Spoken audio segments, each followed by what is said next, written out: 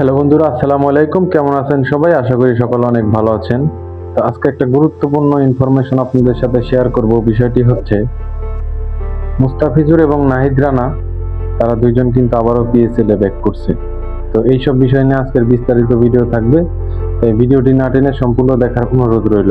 মূলত হচ্ছে 23শে এপ্রিল কিন্তু বাংলাদেশের তৃতীয় ওডিআই খেলা রয়েছে নিউজিল্যান্ডের বিপক্ষে। সেই ম্যাচটি খেলা শেষ হওয়া মাত্রই কিন্তু নাহিদ রানা এবং মুস্তাফিজুর রহমান কিন্তু পাকিস্তানের বিমান ধরবেন, এমনটাই জানা যাচ্ছে। কারণটা হচ্ছে যে টি-20 সিরিজ রয়েছে, টি-20 সিরিজে কিন্তু নাম নেই মুস্তাফিজুর রহমান এবং নাহিদ রানার। কেন নাম নেই সেটাও বলতেছি। পাকিস্তান সুপার লিগে যে দুইটি দল রয়েছে, পেশোয়ার জালমি এবং লাহোর কালান্দার্সের মালিক কিন্তু স্পেশালভাবে ফোন দিয়েছে বিসিবি সভাপতি তামিম ইকবালকে। তামিম ইকবাল বিষয়টি বিবেচনা করে নির্বাচকদেরকে বলে দিয়েছেন তাদের মুস্তাফিজুরের নাম যেন নিউজিল্যান্ডের বিপক্ষে টি-20 সিরিজে না রাখা হয়।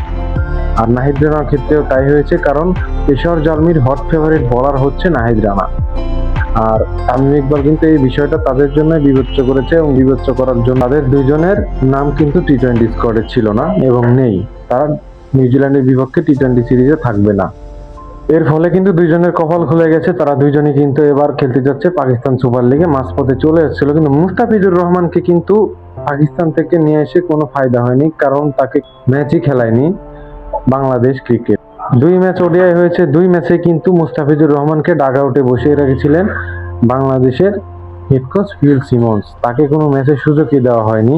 তো আমি চিন্তা করি তাকে পিএসএল থেকে ব্যাক করার কোনো ওয়ে হয়নি, এবং টি-20তে মুস্তাফিজুর রহমান এবং নাহিদ রানার নাম নেই। তো ফলে তারা নিশ্চিত যে তারা 23 তারিখ 24 তারিখ রাতে আর কি পাকিস্তানের বিমান ধরবে এবং নিজেদের যার যার ফ্র্যাঞ্চাইজি দলের সাথে যোগ দিবে।